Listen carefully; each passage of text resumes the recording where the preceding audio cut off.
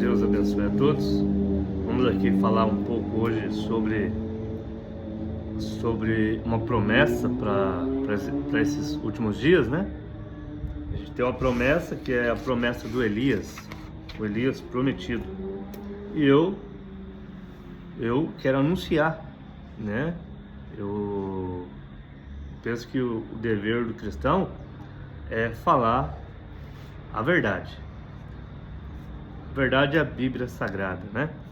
E a Bíblia, Nosso Senhor prometeu enviar então o Elias, um instrumento, trombeta, o meio que Deus fala, né?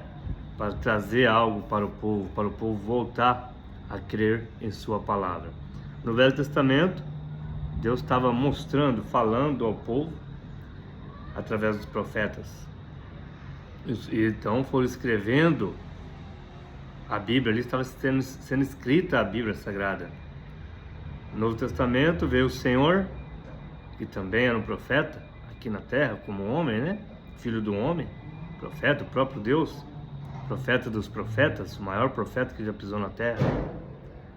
E depois então, e ali apareceu um profeta ali também, chamado João, né? E depois os discípulos e assim por diante, e sempre teve os escribas, e Deus sempre cuidou para que a Bíblia fosse escrita. Então chegou João, o último, e a Bíblia então se formou, certo?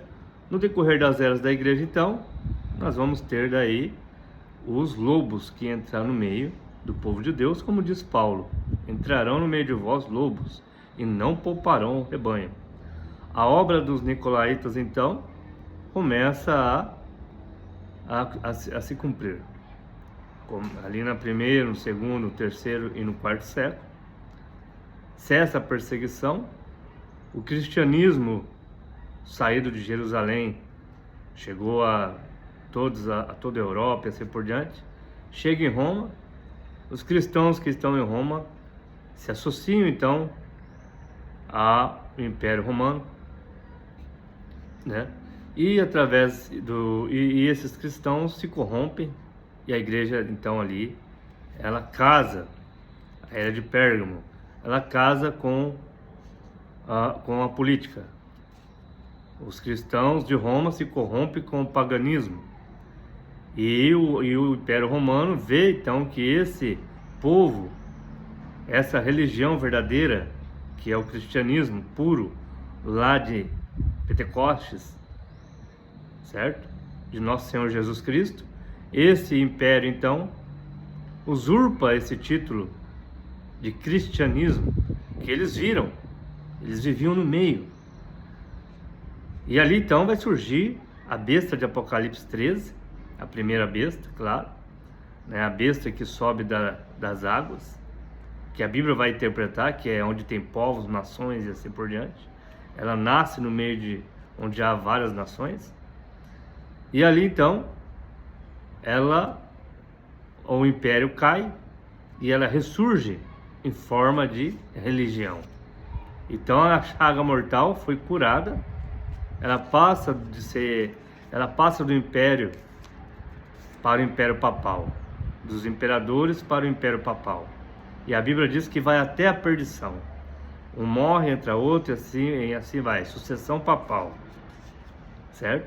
E ele foi coroado ali, Apocalipse 6, o primeiro cavaleiro ali do cavalo branco, que é o anticristo, e sai cavalgando nos 4 cavalos durante esses 2000 anos, certo? Nas 7 eras da igreja, esses 4 cavalos saem cavalgando, mudando de cor, mostrando ali Apocalipse, João escreve, e essas cores representam o cavalo branco. Ele sai ali para enganar, a obra dos nicolaítas, conquistando os cristãos, certo? Usurpando o título de cristão, nascendo ali logo no 4º século uma religião chamada católica romana, que quer dizer, católica quer dizer universal. E esse império então vai tomar conta. Depois do cavalo vermelho é a matança dos cristãos, mas logo cessa de matar os cristãos e se une e usurpa então o título de cristianismo. E o terceiro, que é o cavalo negro, que é a era a Bíblia vai dizer uma medida de trigo por uma e algo assim, na balança e assim por diante, venda de indulgências, vendendo salvação, vendendo terreno no céu, vendendo a fé das pessoas. E ela foi usurpando riqueza, se tornando a igreja o império mais poderoso que se já pisou na terra. Alexandre não chega nem nos pés. A Igreja Católica Romana é o império mais poderoso que existe na terra. As pessoas não têm noção. Outra hora eu vou fazer um vídeo aqui e mostrar algumas coisas, o quanto ela é poderosa, ainda hoje, e voltará a matar. Ela tá, né? Ela sossegou nesse último século, né? Depois de tanto tempo, usurpando, e ela é o império mais poderoso que existe na Terra. Estados Unidos não é o império mais poderoso. Então ela surge, e depois então esse é o cavalo negro que sai para combater ali, é o rosto de homem, né, que Deus vai enviar. E depois o cavalo amarelo, né? O amarelo, a Bíblia vai dizer que é morte espiritual. Então aí é esse tempo que a gente vive, que é a cegueira espiritual, onde a religião tomou conta, certo? Uma religião morna, não é nem quente e nem fria, a Bíblia diz, é morna. Vomitar-te-ei da minha boca, porque é morna. Não crê na palavra de Deus, se deixa levar por sentimentalismo, se deixa levar por emoção, se deixa levar por esses pensadores que Satanás levantou nesses 3 últimos séculos, né? Os iluministas e até no tempo moderno agora, Freud, a gente falou bastante aí, Skinner, Sartre e movimento feminista, todos esses movimentos aí que a gente já falou, que entrou disfarçadamente dentro das igrejas. Eu já mostrei livros e vou mostrar mais.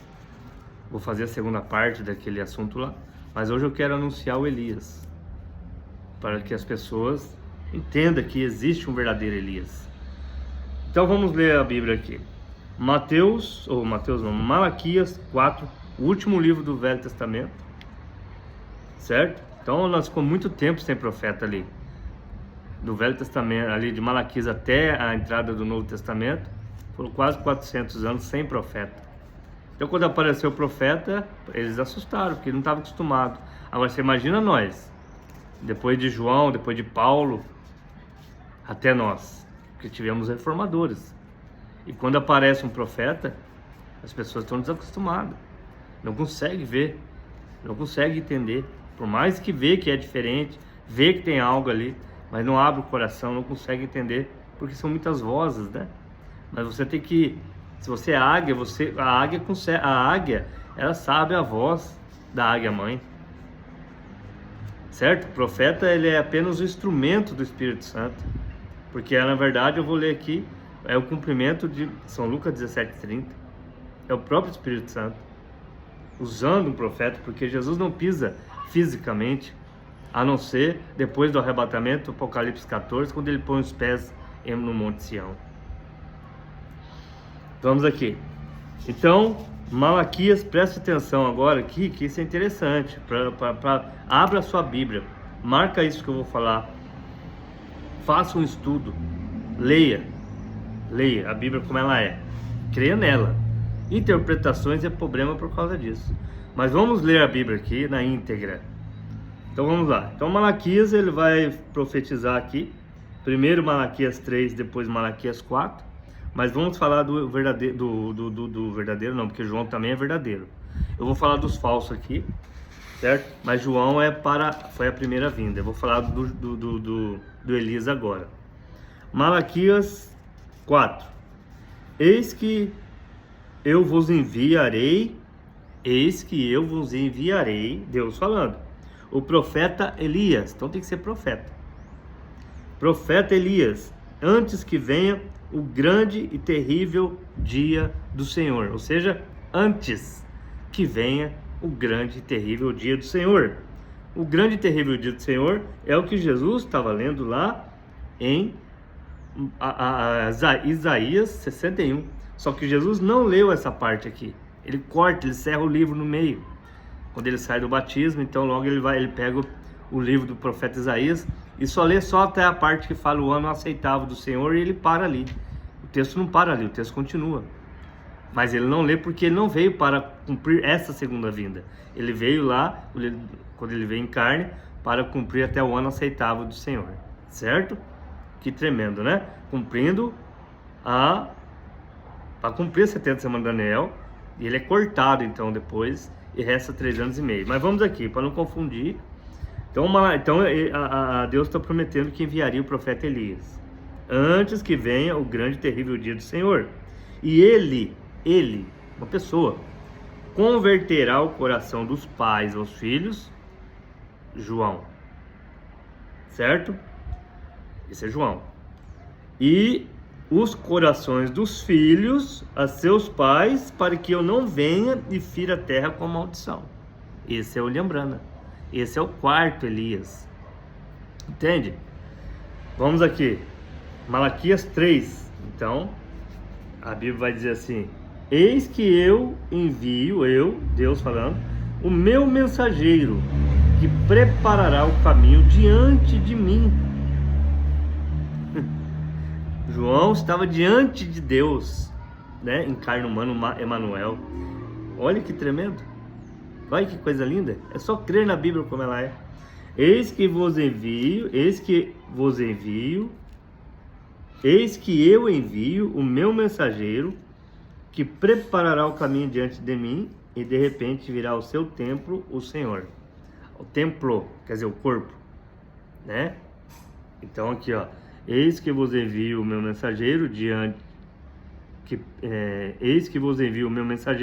que preparará o caminho diante de mim.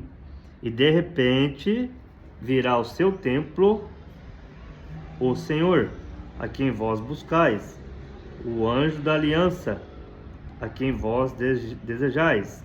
Eis que ele vem, diz o Senhor dos Exércitos. Então esse anjo aqui que vai preparar o caminho diante, ele está frente a frente, ele está no mesmo tempo, ele nasce no mesmo tempo. Esse é João. João preparou o caminho de Jesus. Eis aí o Cordeiro de Deus que tira o pecado do mundo. Ele apontou o dedo exatamente para o Messias. Agora, esse outro de Malaquias 4, esse não. Esse ele vem antes do grande e terrível dia do Senhor. Ou seja, antes da segunda vinda, que é o tempo que nós estamos vivendo agora. Entende a diferença dos dois profetas? Vamos aqui.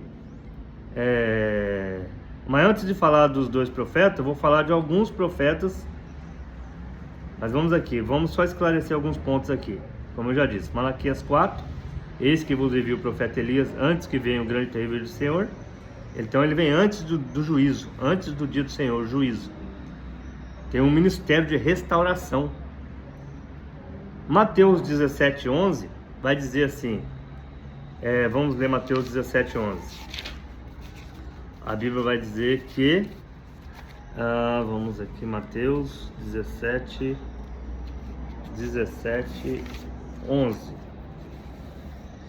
Jesus em verdade, e Jesus respondendo disse-lhe: em verdade, Elias virá primeiro e restaurará todas as coisas.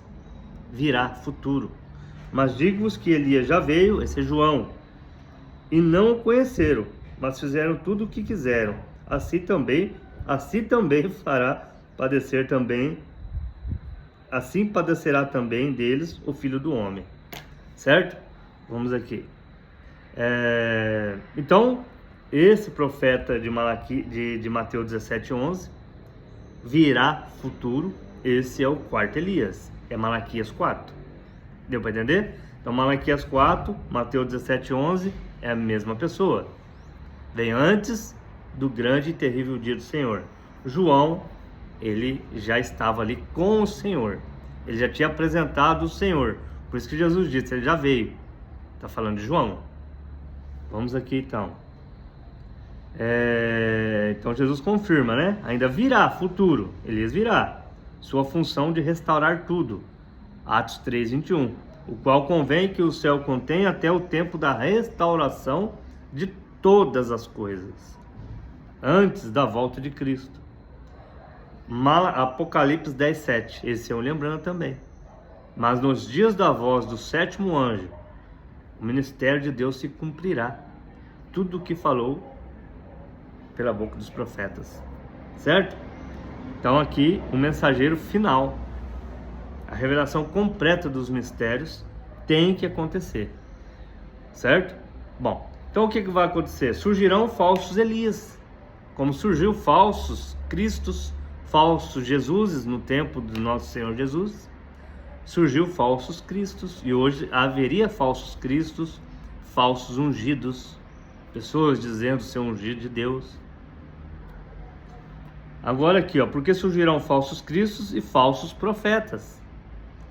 Era esperado que homem se levantasse, né, com essa reivindicação. Então eu quero falar de alguns aqui. Tem mais? Vamos falar 3 só. John Alexander Darwin.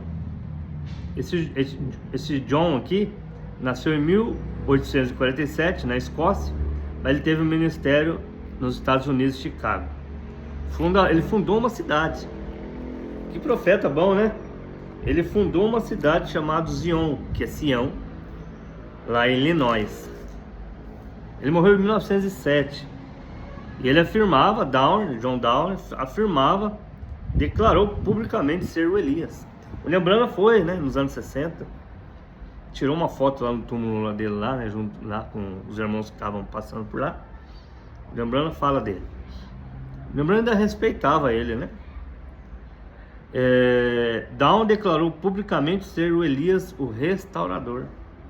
Então o irmão Branham vai falar, tem que haver falsos, mas o verdadeiro vai vir. O verdadeiro ele vai vir simples, humilde, o próprio verdadeiro falando, né? O próprio profeta verdadeiro falando, não, o verdadeiro vai vir. Tem que aparecer, tem que estar aí no meio do povo. Não será muito influente, não, né? No sentido popular, né? Porque a influência ministerial foi gigante, né? Ele também, esse que se intitulava Elias, que é o João, ele também se colocava como restaurador da igreja. Então John Darwin, ele teve problemas, né? Ele teve vários problemas de usurpar dinheiro das pessoas. Ele teve várias, a biografia dele é horrível, entende? Ele também se colocava então como restaurador e profeta enviado. O problema é que ele não cumpriu o ministério profético de restauração, dos selos e todas as coisas, casamento e divórcio, a deidade de Jesus Cristo, a Bíblia como ela é. Não, nada a ver. Mas ele se intitulava o profeta Elias. Então Malaquias vai falar a restauração antes do juízo. Ele já veio primeiro fora de época. A época que ele veio não bate, né? Ele já veio junto com o reformador, os dois ao mesmo tempo. Que ali tinha pouco, né? Estava ainda na mensagem de João, o Wesley. John, então, ele não trouxe então revelação, ele não trouxe nada dessas coisas. Ele misturou doutrina com organização. Ele organizou. Ele fundou uma cidade. Ele fez algo que não foi legal, né? As coisas bem fora de padrão bíblico. Então ele fundou essa cidade chamada Zion, o sistema religioso centralizado. Elias, ele se intitulava o Elias. Agora, o profeta verdadeiro Elias não veio, ele não pode formar nenhuma organização, porque ele vai chamar as pessoas para fora da organização. Ao contrário, ele vai chamar as pessoas para crer na Bíblia, ficar com a Bíblia. Pastores, né? Como tem igrejas aí que até impõem as mãos nas pessoas, falando que os dons é dado por imposição das mãos. Aonde tem isso na Bíblia? A imposição das mãos é um reconhecimento daquilo que a pessoa já tem. A igreja viu que aquele cidadão tem o dom, é apto, então a igreja, os anciãos da igreja, certo? Os pastores assim por diante, impõem as mãos sobre aquele homem como reconhecimento. Essa é a ordenança bíblica. Os dons não dá, em posição de mãos não faz ninguém ter dom, não. Entende? Então o profeta vem para colocar tudo em ordem, não uma coisa ou tudo, desde Gênesis a Apocalipse, fazendo as pessoas crerem na Bíblia como ela é, sem distorcer ela. Bom, então depois vamos ter no final de sua vida ele se exaltou, perdeu até o equilíbrio espiritual, escândalos, queda do ministério, muita coisa errada. Ele não trouxe nenhuma revelação profética, não, nada. Bom, vamos aqui. O profeta então vai falar que, parafraseando, né, baseando aqui nas mensagens, houve muitos que vestiram mantos de Elias, o profeta vai falar, mas não eram os verdadeiros. Não, nem perto, não passa. Existiram tipos de imitações e assim por diante, mas apenas um cumpriria totalmente o ministério profético. O povo estava esperando Elias, mas poderia ser enganado, né? E foram enganados. Muitas pessoas ali foram enganadas. Mas tinha que vir então esses homens, que eles estavam preparando o terreno. Por quê? Porque Satanás, como ele conhece a Bíblia, como ele conhece, então ele não sabe o dia, ele não é onipresente nem onipotente igual Deus. Mas ele, como ele é um leitor, ele conhece toda a Escritura, né? Ele não tem nem comparação com o ser humano, né? E ele sabe que Deus tinha prometido, e ele sabe que ele estava perto desse Elias. Como ele sabia que estava perto de o Messias, hein? Ele não sabia que era o Messias, então ele unge aquele Herodes para matar todas as crianças de 2 anos para baixo, certo? Como ele não sabia também quem era William Branham, que ia ser um instrumento usado por Deus para cumprir a Bíblia Sagrada, né? A restauração das coisas, todas as coisas. O Espírito Santo ia usar, porque o Espírito Santo usa homens, profeta. Então ele não sabia quem era. Então ele vai levantando homens ali, que ele sabe que o tempo é ali, porque ele sabe, Satanás conhece as eras da igreja, ele sabia que as cartas que João escreveu, as 7 eras da igreja, as 7 igrejas, ele sabia muito bem que é esse decorrer desses 2000 anos. E ele sabia quem era esses. Então ele falou: poxa, já apareceu um, já apareceu outro, já apareceu o 6º. O 7º agora tem que ser um mensageiro, tem que ser um profeta, tem que ser o Elias. Por que Satanás não ungiu lá no 4º século para aparecer o Elias? Por que ele não ungiu esses homens aí para se auto-titularem o Elias lá no 6º século? Não, é quando está acabando o último. Olha como é que pode isso. Dá para entender? Ele sabia que o Elias estava para nascer. Esse Elias estava para entrar em cena, o verdadeiro Elias. Então, finzinho do século XVIII, então, ele já injeta um ali. 19, finzinho do século XIX. Ele já começa esses movimentos aí. Homens aparecendo dizendo ser Elias. E esse João, então, John Alexandre aí, ele foi John Downing. Então ele começa, ele tem problema financeiro, né? Usurpa lá o dinheiro das pessoas ali naquela cidade. Ele faz coisas terríveis aí, coisas terríveis mesmo. É só ver a biografia dele que vocês vão ficar escandalizados, né? Bom, vamos continuar. Vamos aqui. Depois tivemos outro também, que é o Charles Fox Farman. Ele nasceu em 1873 também, ó, tudo pertinho, né? Tudo pertinho conhecido como o pai do movimento pentecostal. Os pentecostais aí conhecem bem, né? Principalmente da Assembleia de Deus, dos Estados Unidos, do Brasil, né? Estuda bem eles.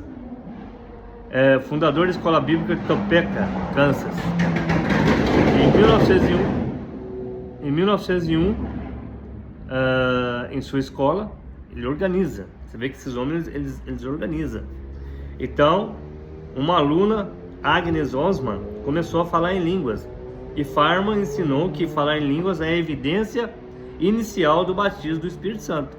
Por isso que muitos assembleanos têm esse entendimento que se falar em línguas era o Espírito Santo, era sinal de ter o Espírito Santo. Contrário à Bíblia, né? A Bíblia ela nega isso, mas eles não querem saber, entende? Então é claro que o movimento do falar em língua não foi só na Rua Azusa em 1906, antes já tinha acontecido, entende? Então, falar em línguas, para eles, era a evidência inicial do batismo com o Espírito Santo. Isso deu origem ao movimento pentecostal moderno, entende? Ele afirmava ser não declarado, certo? Farma não se declarou claramente ser o Elias, mas ele se colocava como restaurador da fé apostólica. Portanto, ele dizia de uma nova revelação para o tempo final, mas não. O revelador para o tempo final profético completo é o Elias, de Malaquias 4:5, de Mateus 17:11, de Apocalipse 10:7. Então esse ministério dele então assumiu a posição de restauração espiritual. Foi restauração parcial, né?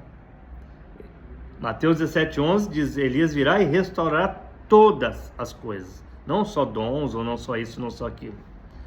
Então ele restaurou a ênfase aos dons, mas não restaurou doutrina, não restaurou a ordem da igreja, não trouxe os selos, não trouxe nada, faltou muita coisa. A sequência bíblica dos dons, porque é o mesmo ministério que Jesus prometeu, o mesmo que ele fez aqui em carne, ele faria na vinda, São Lucas 17:30, o dia que ele se manifestasse outra vez.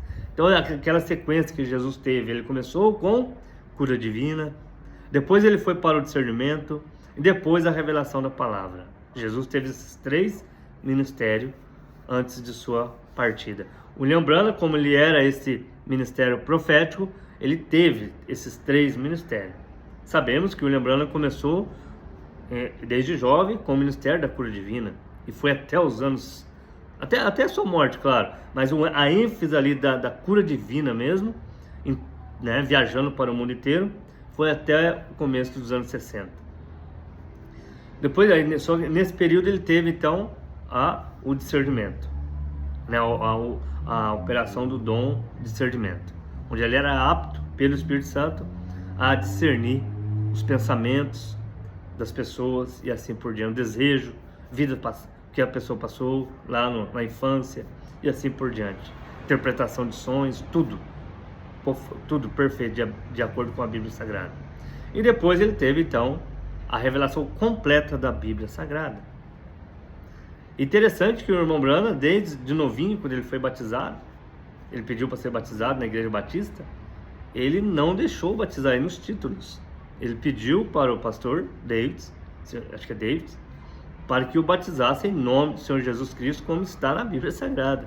Você vê que Deus já estava cuidando dele até nisso, né? Em todos os detalhes da vida. Deus cuidou, Deus não deixou ele ser um alcoólatra. Ele queria beber. Quando ele era mais novo, ele tentou. Entende? Ele tentou. Porque não é o homem, é o Espírito Santo usando aquele vaso escolhido. Como diz Jeremias, escolheu desde o ventre de seu nascimento, como Paulo. Então ele era escolhido para aquilo. E ele então... né? Fumar, ele foi humilhado por algumas garotas, chamando ele de, vocês sabem do que, e depois o próprio pai dele e outros, influência, né? E assim por diante. Bom, vamos aqui. Então esse Farmer ensinou então que línguas era evidência do Espírito Santo, o que a Bíblia fala que é o contrário. A Bíblia fala que não. Né? Falam todos em línguas? Não é. Então não é evidência do Espírito Santo. 1 Coríntios 12:30. Não é evidência de ter o Espírito Santo. Isso então não cumpriu Apocalipse 10:7. Não revelou nada. Entende? Trouxe apenas a restauração. Começou o movimento da restauração dos dons. Culminou ali em 1906, na Rua Azusa. E depois os pentecostais saiu e logo, não passou 3 anos e pouco ali, já começou as organizações. Foram se organizando e morrendo, organizando e morrendo.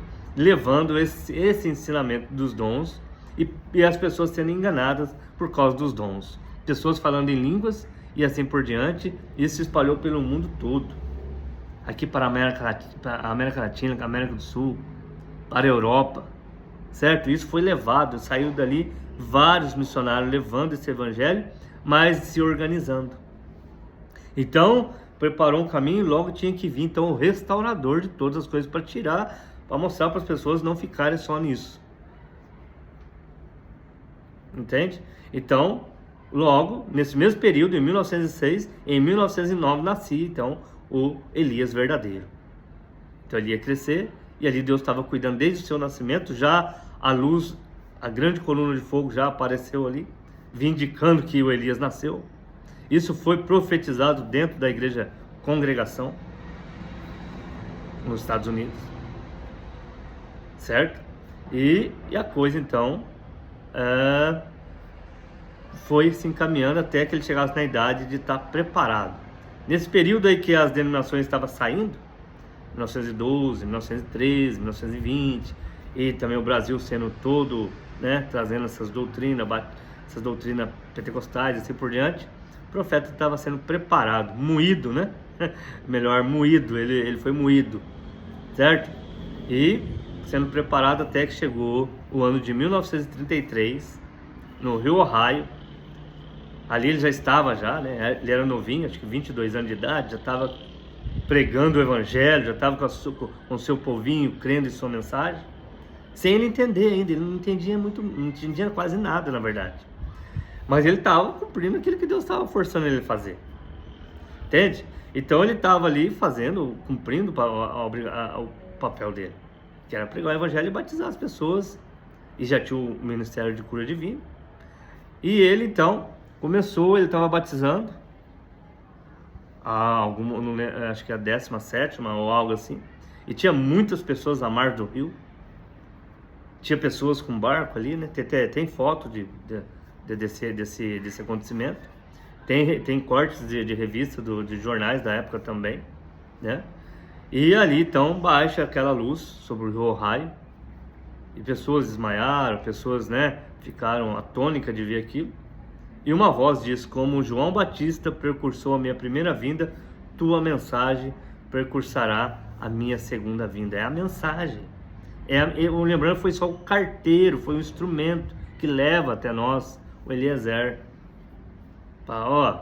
Estou trazendo as boas novas aqui para vocês, aqui, volte a crer na Bíblia, para se prepararem. Vocês não são noivas? Se preparem, porque o noivo está vindo. À meia-noite ele virá. Entende? Então ele virá e levará a sua noiva. E as denominações ficarão nesse evangelho morno e frio, se unirão ao Concílio Mundial de Igreja. Muitas igrejas que não se unirem vão ser perseguidas, pessoas vão ser perseguidas, não poderá comprar nem vender, e terá que morrer, terá que dar seu próprio sangue, porque as bombas vão cair, meu irmão. Essas bombas nucleares não foram feitas só para enfeite, não. Elas vão chegar o momento delas ser usadas. Só que Deus, a Bíblia diz, se Deus não abreviasse aquele tempo, nenhuma carne se salvaria. Quer dizer, Deus tá dando tempo ainda. O profeta foi em 65, Deus o levou. Sua mensagem começou então a ser espalhada nos anos 80, espalhada nos anos 90, espalhada nos anos agora 2000. Ela chegou em todos os 4 cantos da terra.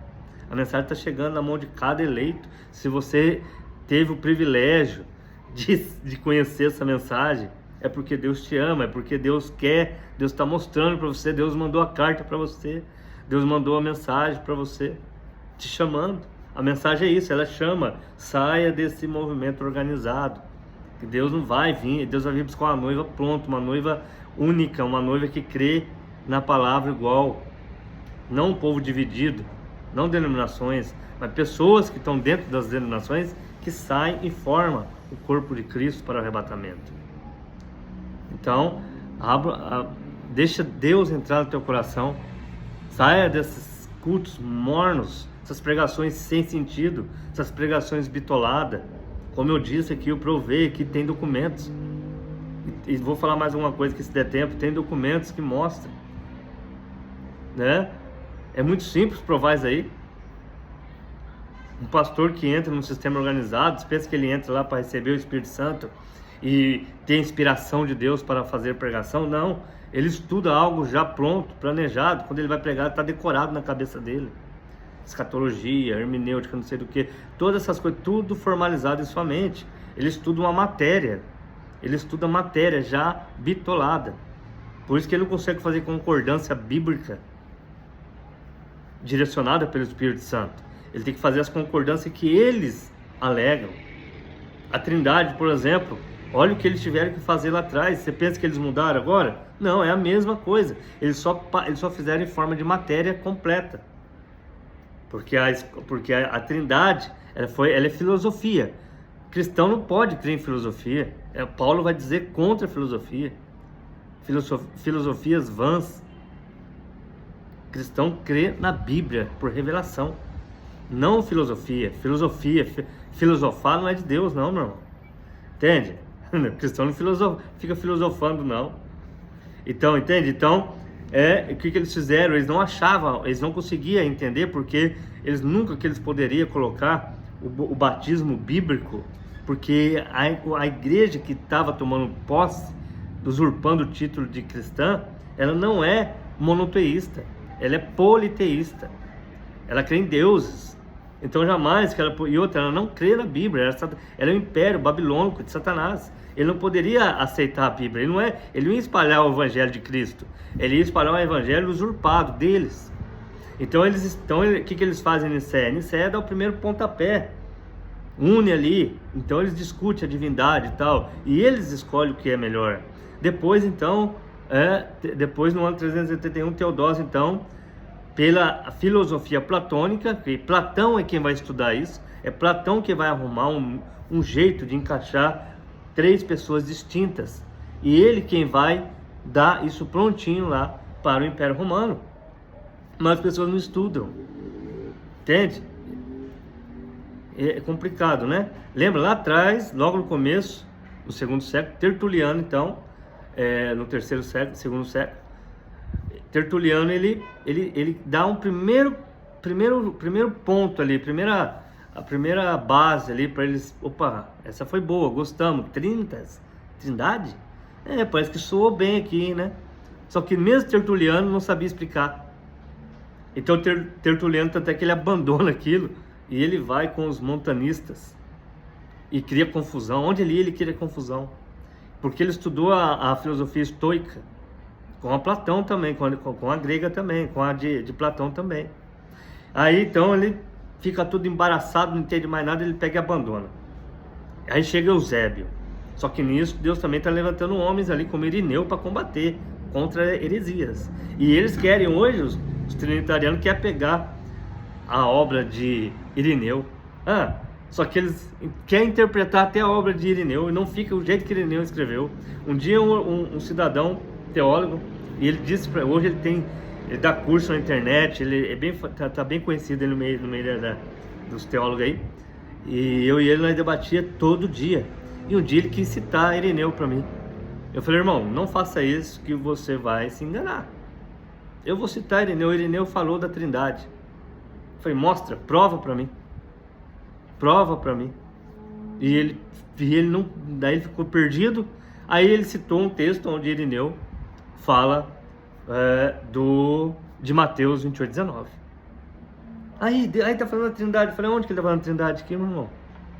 Aonde que Irineu tá ensinando algum batismo aqui, meu irmão? Você vê como é que é a maldade da pessoa? Então eles tentam mascarar para a sua própria satisfação o erro, o engano que está neles. Irineu nunca falou de Santíssima Trindade, nunca. Irineu é contra politeísmo. Irineu era monoteísta. Mateus 28:19 não tem nada a ver com Trindade. Usar Mateus 28:19 para falar que ali é uma Trindade é o fim do mundo mesmo, né? Então eles pegam ali e falam: ok, então, mas não é três, ali está falando três pessoas. Não, Irineu não está falando três pessoas, ele não está falando de Trindade, Irineu não está falando nada disso. Ele está falando de uma ordenança bíblica que Jesus mandou e foi cumprida em Atos 2:38. Ele não está falando nada de Trindade, entende? E aí ele ficou todo perdido. Ele viu que, que realmente ele está querendo me fazer engolir algo que não é verdade? Aí então ele disse lá no grupo, né? Não tem como, né? Isso não tem como, beleza. Vamos partir para outra. Foi partir para outra, não. Calma aí, vamos esclarecer isso aqui. Mas eles não querem parar para ouvir, eles têm medo. Não existe. Eu desafio qualquer teólogo do mundo a me mostrar, a me provar que existe trindade ali até o quarto século. Não existe, não tem. Toda obra que você possa imaginar, né? Eu não precisava buscar isso, porque eu criei na Bíblia. A Bíblia não diz nada de trindade, a Bíblia não diz nada de batismo trino. Pelo contrário, a Bíblia só diz de um batismo. E a história também. Agora, ao contrário, eu posso provar para vocês que a história eu posso provar batismo em nome do Senhor Jesus Cristo antes de Nicéia. Entendeu? Vocês não podem, porque não tem.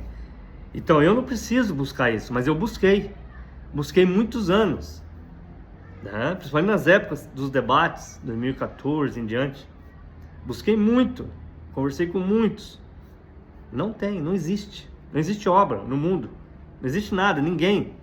Nos pais da igreja não existe esse negócio de batismo trino. É uma invenção, é uma manipulação, entende? É uma manipulação, querendo induzir as pessoas a crer numa Santíssima Trindade, num Deus dividido em 3 pessoas, coigual. Até a palavra coigualdade, ela é totalmente filosófica. Olha o que Agostinho teve que fazer lá para usar a coigualdade, porque ele foi questionado também. Como coigualdade, se Jesus disse que o Pai é maior do que ele? Como coigualdade, se o Filho, Deus enviou o Filho de Deus? A Bíblia não diz que o Deus enviou o Deus Filho? Então o Filho é menor. Jesus disse, o filho por si mesmo não pode fazer coisa alguma, se o Pai não fizer. Então não existe coigualdade. Aí ele teve que filosofar. Olha a obra, lê a obra inteira, na íntegra.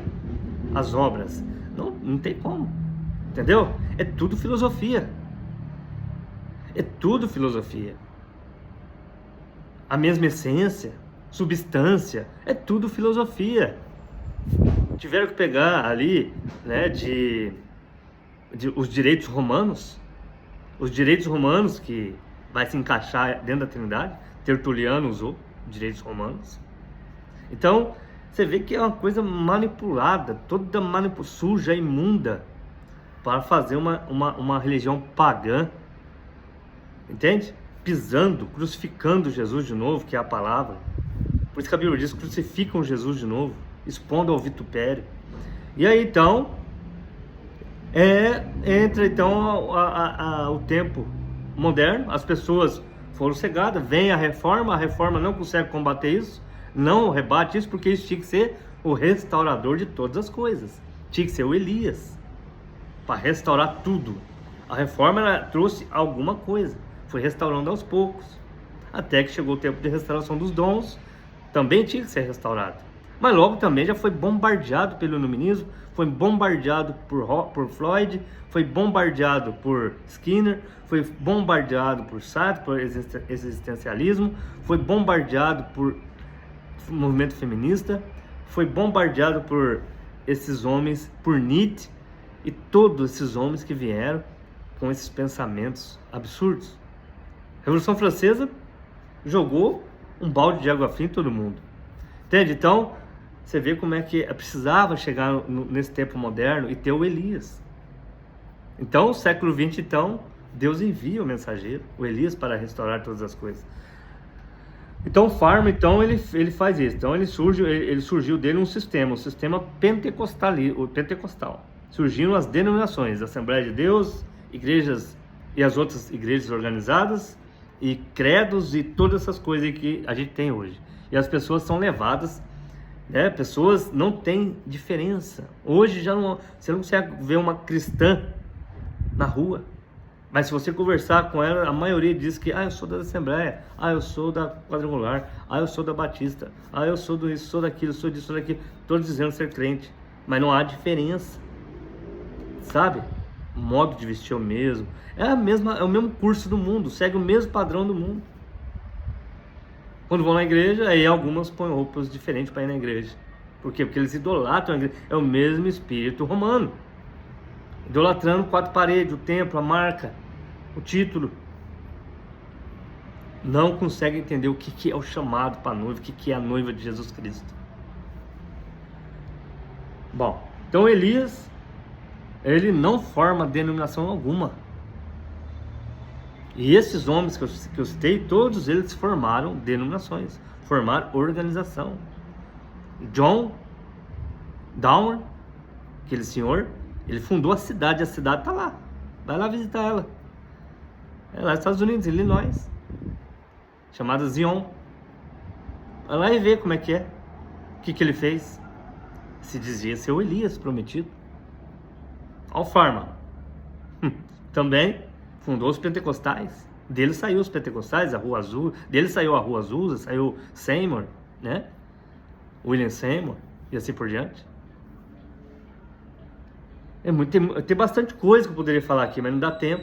Mas por isso que eu vou fazendo sempre vídeos repetidos, porque o que eu não falo num vídeo eu falo no outro. Mas tem muita coisa aqui que é tudo encaixado, perfeito, para as pessoas dar para entender como Satanás trabalha. Porque Satanás tem que entender que Satanás, ele conhece a Bíblia, então ele sabe o que vai acontecer nos tempos. Ele não sabe dia, não sabe hora, não sabe data, mas ele sabe o tempo. Então ele sabia que estava no tempo do Elias. Então, ele foi um instrumento para quê? O que Pharma fez? Trazer a ênfase aos dons. Só que quando não é uma coisa final, restauração direta, completa, logo Satanás entra no meio também e tenta apagar aquilo. E se organiza. Então, tanto Down, né? Esse Down quanto Pharma tinha um padrão só. Dele surge que um mover. Certo? Um mover. É um mover que está acontecendo ali. Só que Satanás, então, está tentando enganar, tirar a atenção das pessoas, para que a hora que chegar o verdadeiro profeta de Deus, já esteja tudo cansado, bagunçado, como aconteceu no tempo de Nosso Senhor Jesus Cristo. É o que diz lá em Mateus 24, surgirão falsos cristos, falsos profetas e assim por diante. Agora aqui então quero falar um pouco sobre, vamos para o próximo aqui. Então deles então, o que eu falei, né, de Pharma vai surgir então William Seymour na Rua Azusa e os líderes pentecostais ali, que estava tudo junto ali. Muito diferente de Malaquias 4, né? Depois a gente vai ter o Charles Russell. Esse Charles Russell nasceu em 1805, também na mesma data também. Satanás não dava trégua não. E morreu em 1916. Ele foi o fundador então do movimento que depois a gente conhece como Testemunha de Jeová, certo? Ele foi o criador da revista Torre de Vigia, ou Watchtower. Ele Russell afirmava que ele era então ele estava reformando, ele estava trazendo uma restauração, certo? Dentro do movimento que ele criou ali, ele era considerado Elias, que prepararia o caminho, o restaurador da verdade. Então ele ensinava em seu ministério era o cumprimento de profecias, trazendo luz final. Longe da luz final, hein? Longe, muito longe. Ele foi um organizador, igual o outro, igual qualquer um, igual o sistema pentecostal. Cada um vai para um lado, né? Bom, ele trouxe as suas próprias interpretações próprias, nada baseado na Bíblia, pelo contrário, ele foi lá na Bíblia e mudou a Bíblia, como vocês sabem que ele fez lá com João, falando do Logos, né? Então, ele fez essas aberrações aí, ele colocou datas específicas também, totalmente contrário ao que a Bíblia vai dizer. Suas previsões nunca se cumpriram nada. Nada do que ele falava se cumpria. Falso profeta. Ele criou um sistema, falso profeta. Surgiu uma organização rígida, falso profeta. Entende? Tudo, né, é totalmente diferente. É totalmente diferente do quarto Elias.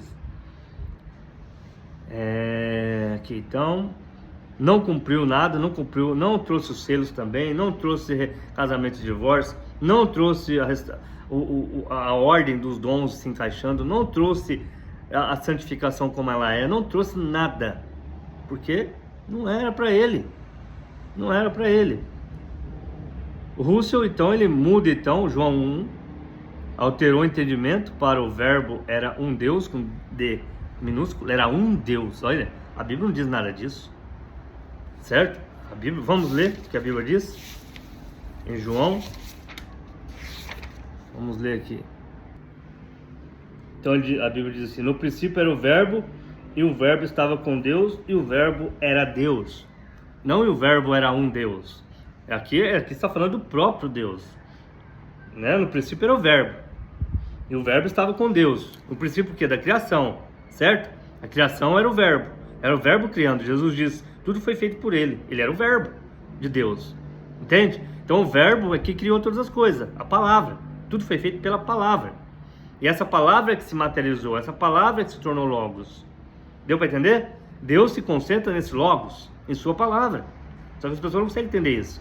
Então, antes disso, antes da criação, não havia nada, não havia sol, não havia nada.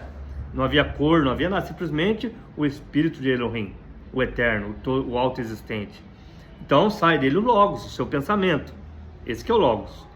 Por isso que tudo foi feito, é a palavra, tudo foi feito por ele.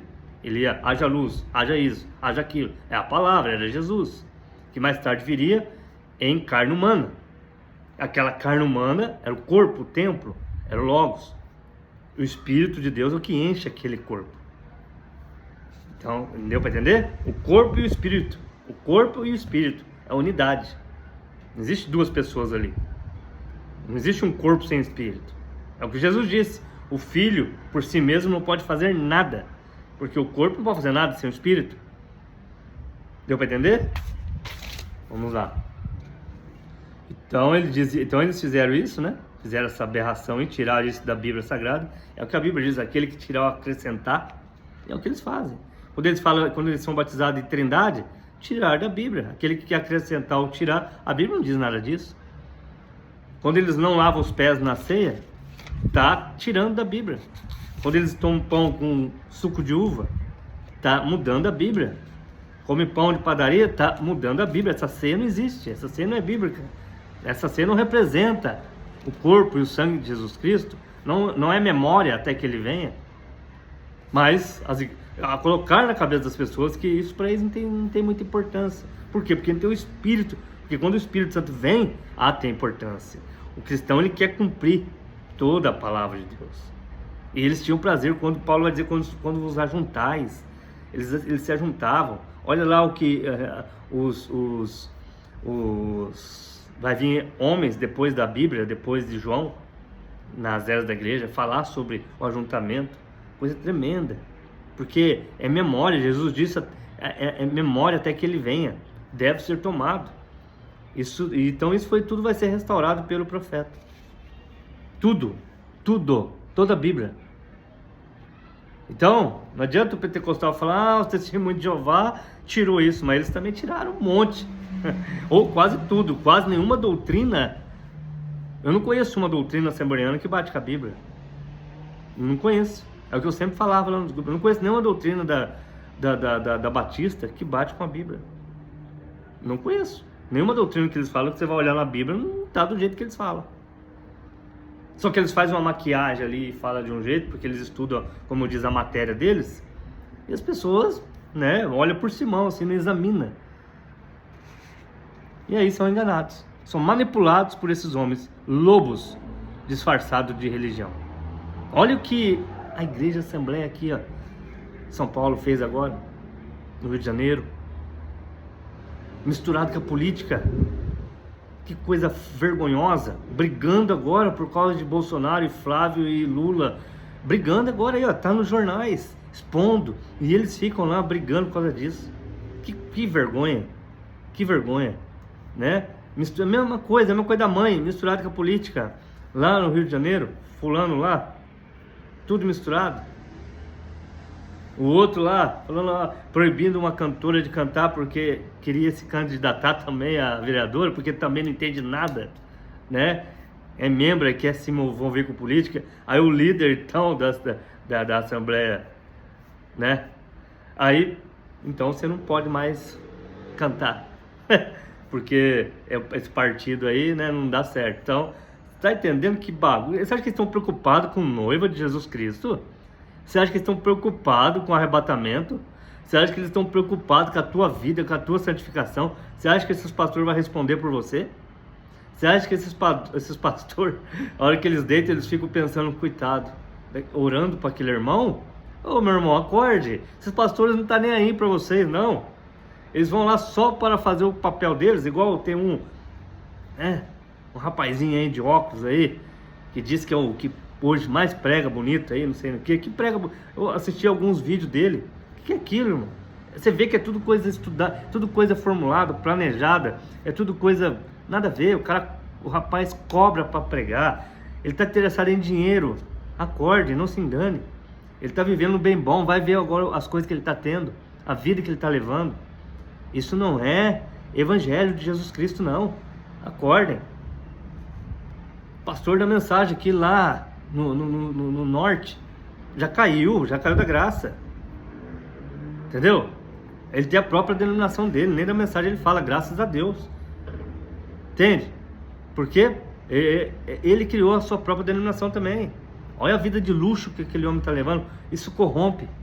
E o sistema organizado já é corrompido faz muito tempo, muitas décadas. Mas as pessoas saia disso. Sai dela, povo meu, diz a Bíblia. Acordem. Homens estão interessados no dinheiro, meu irmão. Não está interessado com tua alma, não. E eu conheci vários pastores dessa mensagem que choram pelas almas. Vai atrás. Tem um pastor que morreu de desgosto de ver algumas irmãs com o cabelo cortado, mudando algumas vestes, encurtando vestes, e ele barrando para não entrar esse espírito na igreja, dentro do povo, dentro do corpo ali. E ele morreu. Não é falar, não é porque eu tenho um pastor e ele é assim. Eu não estou aqui para engrandecer o homem, não. Mas é o que é. Eu vi com meus olhos, então eu sou testemunha disso. O quanto realmente ele ama essa palavra aqui. O quanto ele renuncia os gostos dele, né? Quanto ele renuncia os prazeres que muitos estão em praia, festejando, final de ano, isso e aquilo. Ele lá no seu posto de dever, quantos anos dele, eu nem tinha nascido ainda. E ele está até hoje lá, firme. Chora, já teve quase derrame. Quantos derrames de veia estourar no olho? Por causa de almas. Nunca interessou em dinheiro também, não é rico, não tem mansão, não tem casa, não tem carro bom, não tem nada. Hoje ele está com um carrinho ainda bom, mas nunca ligou para isso. Nunca. Não tem uma casa para morar. Já teve oportunidade. Por quê? Porque não é para ser bonzinho, não, é porque isso já está. Porque tem homens, Jesus tem homens verdadeiros que não está ligado a dinheiro, que realmente se preocupa com as almas. Com as almas, não é tadinha, aquele lá está passando por isso, aquilo, falta. Não, está preocupado. Falo no sentido também da palavra. Essa pessoa está fora da palavra. O pastor, ele está ali para levar a pessoa na palavra. Então, se ele vê que a pessoa está fora da palavra, isso é o que mais machuca o pastor. Não é se você está desempregado. O pastor sente, ele olha para você. Mas o que machuca um pastor, de verdade, um pastor verdadeiro, não é se você está doentinho, se você está. Isso é a Bíblia. Chama o pastor, chama o presbítero, que seja, e unge ele com óleo e oração da fé, salvará o doente. Mas um pastor, que ele mais chora na alma é ver uma pessoa fora das escrituras, crendo em doutrina errada, descrendo da Bíblia Sagrada. Isso é o que machuca um verdadeiro pastor. Agora, você acha que esses pastor formado em escolas teológicas, que hoje, principalmente hoje na modernidade, rapaz, jamais, eles não estão preocupados com você, não. Que a igreja, para começar, eles são funcionários de um sistema. Entende? Não se engane, não estou aqui falando para pichar, não, estou mostrando o que é. Se eu estiver enganado, mostre aqui para mim ao contrário. Estou falando do sistema. Bom, então, vamos aqui. Então, Mateus 24, 24, surgirão falsos pastores, falsos ungidos, falsos profetas, né? E assim por diante. Então, tivemos esses falsos Elias aí. John Downey, Charles Farmer, Charles Russell e assim por diante. Depois a gente vai ter, então, a entrada, então, em 1906, da William Seymour com a Rua Azusa, com a continuação do movimento pentecostal. Poucos aninhos ali depois, 3, 4 anos depois, já estava se organizando. Tivemos então também um homem chamado, o mais moderno aí, tem outros aí agora que falam, mas esse já não tem a influência que tinha esses homens lá, né? Tivemos o David Koresh. Esse David Koresh teve um também na Índia ou na China, se não me engano, né? Também se intitulava seu restaurador para a noiva, entendeu? Então é complicado. Esse David Koresh, o nome dele original era Vernon, nascido em 1959 e morreu em 1993. Ele tinha um grupo, então ele forma um grupo, é o ramo davidiano, em Waco, Texas.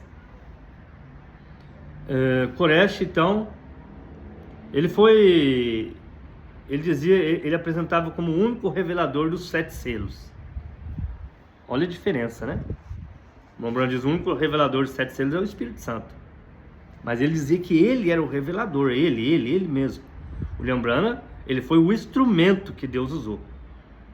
E o irmão Branham, você vê que Deus trabalhou com ele de uma maneira tremenda, né? Primeiro manda ele para um lugar, lá nas montanhas.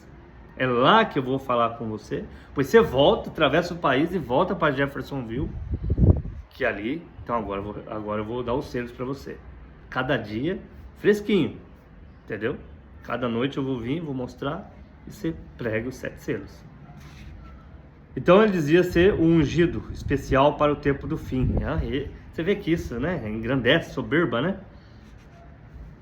Bom, assumiu posição equivalente a Cristo em autoridade espiritual. Ele tomou isso aí para ele, para si. O irmão Branham, se alguém não conhece as mensagens do William Branham, eu só ouvi eu falando aqui, aconselho a você ouvir as mensagens dele. Pode pegar as mensagens de 1947 até 65. Você nunca vai ver uma mensagem sem ele exaltar o Senhor Jesus Cristo. É diferente, irmão. Isso eu não estou falando aqui para engrandecer o homem. Não, é para engrandecer o Senhor Jesus, porque o irmão Branham ensinou isso. É isso que ele queria, porque o homem em si, todo homem é falho. O William Branham, ele tinha esse ministério profético. Isso não te deixa feliz? De Jesus cumprir a sua palavra? Lembrou de nós? Então o William Branham trouxe, entregou o alimento e foi embora. Deus levou. Alguém diz: mas por que Deus não segurou o William Branham por mais tempo? Por quê? Para quê? Se ele já tinha entregado tudo que ele tinha que entregar, ele entregou tudo, não precisava mais nada. Agora é a mensagem que ia cavalgar, a mensagem que ia ser espalhada. É a mensagem, não é o William Branham. O próprio William Branham diz: essa mensagem que eu prego, não sou eu não. A mensagem. Então esse cidadão aqui, esse David aqui, se colocava então na posição de Cristo. Koresh ensinava, só ele podia interpretar a escritura da maneira dele. Diferente de William Branham, totalmente diferente. Então, seus seguidores deviam obediência total a ele. Meu Deus. O William Branham, ele tinha todos os pastores que criam em sua mensagem ali nos Estados Unidos e outros lugares do mundo também, e queria pregar a mensagem. Então o William Branham dizia: é você e seu povo. Ali em volta de Jeffersonville, igrejas que que passou a crer na mensagem, pastores, né? O irmão Branham, pensa que o irmão Branham ia lá ficar enchendo o saco deles lá? Nunca. Porque não tinha nada a ver, lembrando, Deus os abençoe, igual Paulo fez. Paulo estabelecia a igreja, cidade em cidade.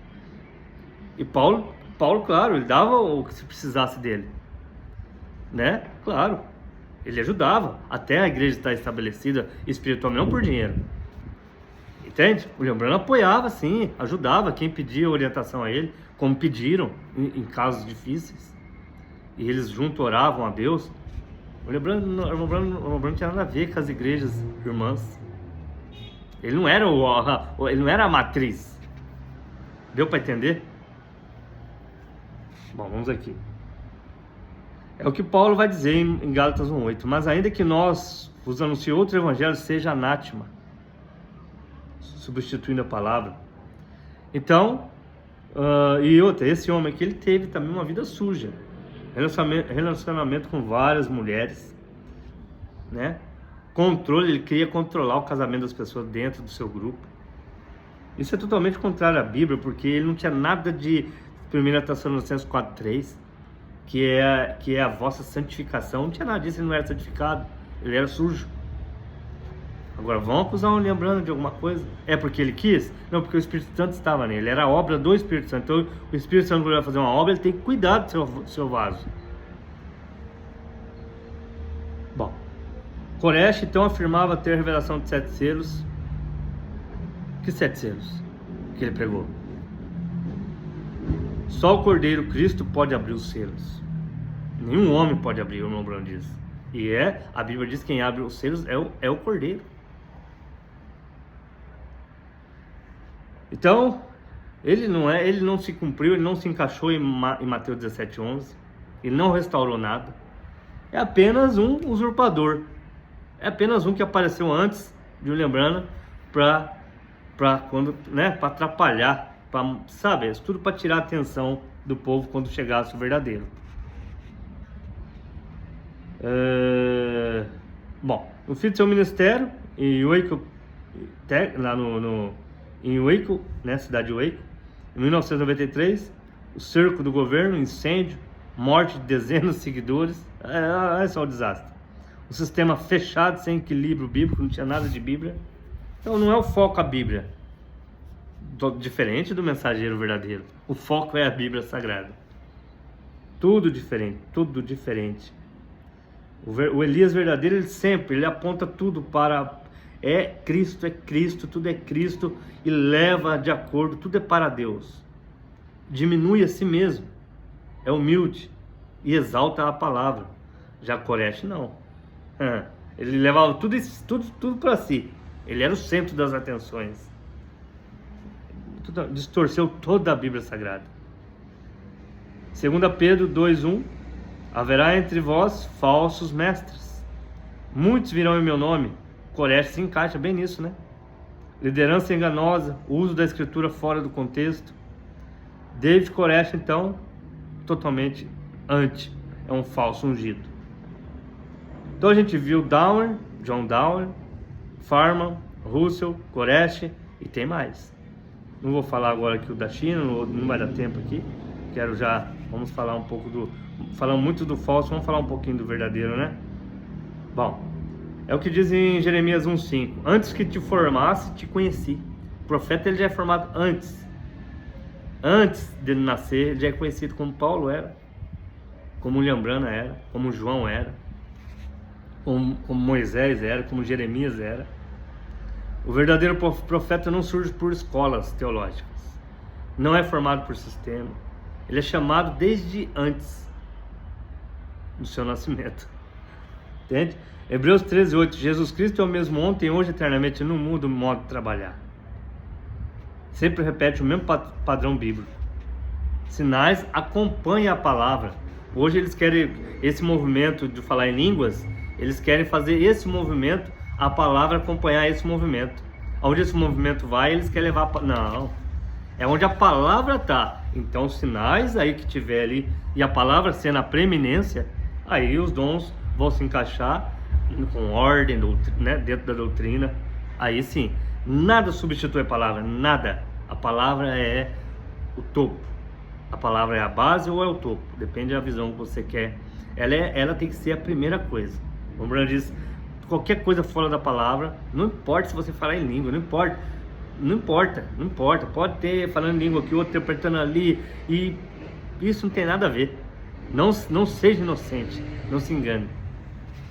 João 5,44. Como podeis vós crer recebendo honra um dos outros? Não exalta a si mesmo. Então o verdadeiro profeta não exalta, aponta sempre para Cristo. 2 Coríntios 2,17. Não está atrás de dinheiro. Não somos falsificadores da palavra. Não negocia a palavra. Não faz comércio da palavra, né? Tem vida limpa. Esse é o verdadeiro profeta. 1 Timóteo 3,2. Irrepreensível. Vive o que prega. Não há escândalo moral. Revelação de mistérios. Apocalipse 17. O mistério de Deus se cumprirá. Mistérios escondidos são abertos pelo Espírito Santo. Não é uma coisa parcial, não. Vamos aqui. Bom, o Mombrana teve esse ministério desde seu nascimento, a luz sobrenatural ao nascer do sol, quando ele, né, nasceu ali de manhãzinha. Sempre essa voz o acompanhava, ele não entendia quando ele era criança, sofreu muito por causa disso, como lá com Samuel, né? Me esqueci agora o nome da passagem. Quando a voz falava com ele, eis-me aqui. Foi dito para ele, quando a voz falar de novo, diga, eis-me aqui, Senhor. E era uma criança. Então Moisés, isso segue o padrão, né? Moisés, Jeremias, João Batista, tudo a mesma coisa, não muda. O ministério tem que ser marcado então por sinais e maravilhas, discernimento, segredos do coração, cura divina, milagres públicos. Esses milagres só dentro do tempo deles não, ninguém sabe o que eles aprontam ali, como já foi desmascarado vários aí, né? Agora eu vou fazer um vídeo aqui também, colocar alguns documentos provando como que eles faziam, de pessoas subindo nos montes, a época do auge aí dos montes, né? Oração em montes, o que eles faziam para enganar os povos aí, entendeu? As grandes denominações, viu? Para enganar o povo, para que o povo cresça que o Espírito Santo caía neles lá no monte lá. Quando a Bíblia diz que não é em monte nenhum, não. É no teu quarto, você ora ali e sinta a presença de Deus. Vai no monte, que esse monte de gente orar lá, se engane. Então João 14,12. As obras que eu faço, vós fareis também. Isso tem que estar no ministério profético. Bom, sempre exaltação a Jesus Cristo, dizendo, né? Sempre, não sou eu, é Cristo, apontando sempre o povo, olhe para a palavra. Nunca tomou o lugar de Cristo, lembrando não. Ele afirmava claramente quando os selos foram abertos. Cordeiro abriu. Nunca ele disse, eu abri os 7 selos, hein? Igual fulano fez lá. Não. Cordeiro abriu os 7 selos. E é vindicado com sinais e maravilhas também. Então você vê a palavra primeiro, então os sinais e maravilhas vêm. Vamos aqui então, se tem mais alguma coisa. Então nunca pregou por dinheiro, nunca. Rejeitou grandes ofertas, não foi uma, 2 vezes não. Viveu de forma simples, não comercializou o dom que ele tinha, não se deixou vender. Esse dom ele preservava esse dom com amor e carinho, porque ele sabia que era de Deus. Então nunca ele se vendeu, nunca ninguém conseguiu levar ele, não, entendeu? Humilde, não criou nenhuma denominação, não formou nenhuma denominação, né? Não colocou nada acima da palavra. E ele era acessível às pessoas. Sabe o que é ser acessível? Tente conversar com um pastor de uma grande denominação aí. Você é um irmãozinho aí que você não tem influência de nada, né? Sai daqui e vai lá. Vai lá para ver se você vai ser bem recebido. Chega lá e fala, eu quero falar com fulano lá, né? Lá do Belenzinho lá. Quer sentar lá para conversar, sentar lá, conversar. Não, ele não tem horário para você não, meu irmão. Ele não tem não, ele é muito ocupado. Se quiser um telefone aí, alguma coisa aí, dá até para tentar. Mombrana era acessível às pessoas. Mesmo quando ele estava com aquele monte de coisa, mesmo o Mombrana, na porta da casa dele, fazia fila. E ele queria estar orando, só que ele não tinha o físico para isso. Entende? Por isso que ele emagreceu ao ponto de tiveram que repartir um pouco, né? Muita coisa. Tudo tem que estar encaixado, tudo. Não adianta, pastor bonzinho, mas tem doutrina errada. Tem, sabe, tudo tem que estar encaixado, é tudo, desde a vida moral, a vida espiritual, a vida, tudo, ministério, os dons, tudo tem que estar encaixado. E principalmente a palavra de Deus. E ele pregou então fortemente, ele pregou dentro dos batistas, junto com os batistas, junto com os pentecostais, junto com os independentes. O que isso mostra o quê? Que eles reconheciam o dom nele, né? Senão jamais esse povo levaria o William Branham para as grandes igrejas catedrais deles. Mas levava. E o William Branham tinha liberdade para pregar.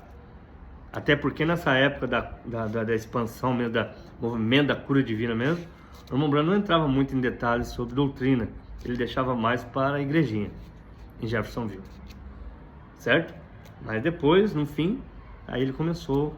Então Deus foi clareando mais coisas. E ele foi colocando a Bíblia, então, encaixando e apontando mais ainda para as pessoas saírem do sistema, porque Jesus está para vir para levar uma noiva. E ele sabia como a mensagem ia ser espalhada para o mundo afora, então as pessoas que iam receber a mensagem ter ciência do que é o engano. Então ele teve vida limpa, nunca teve escândalo moral, não há ninguém que possa apontar o dedo para ele. Tá cheio de pessoas vivas aí, né? Cheio. Agora mesmo eu tô com mandaram uma de um irmão, ele e a filha dele, e ele dando testemunho das coisas que ele tinha, acho que 18 anos ou 20 anos, coisa assim. E ele tava lá, né? Nessas pregações aí de 60 para cá, de 60 a 65. Então ele vai contar muita coisa ali do que ele viu, como era o sentimento de ver Deus trabalhar genuinamente, poder de Deus, expectativa a cada culto de ver Deus trabalhar, e como o William Branham tratava as pessoas lá fora. Então ele só tem testemunho bom, só coisa boa. Entende? Das pessoas que realmente estavam lá. Tá cheio de gente viva ainda. Já estão velhinhos, né? Entende? Bom, vamos aqui.